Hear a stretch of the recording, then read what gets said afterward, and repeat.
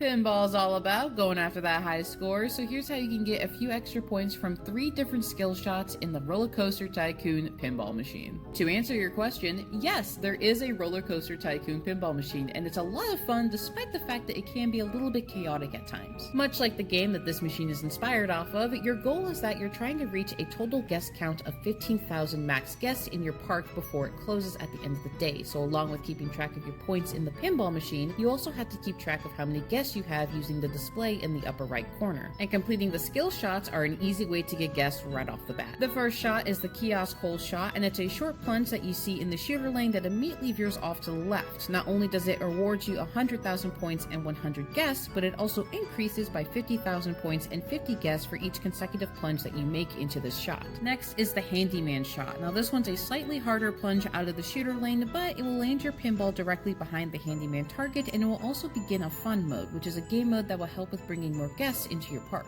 And the final shot, which is the ABC lanes. Now this is a full plunge of the pinball out of the shooter lane, having it go around the upper part of the playfield and drop down one of the rollover lanes, and then having that pinball directly go down into the pop bumpers, or as the machine calls them, the bumper cars. In my opinion, the pop bumpers are definitely the way to go, because not only does it give you additional points, it also gives you additional guests, and it increases the guest amount the more times you hit those pop bumpers. Maxing out at 50 hits gets you 500 additional guests. So we all agree, bumper cars? Yeah, bumper cars are definitely the way to go.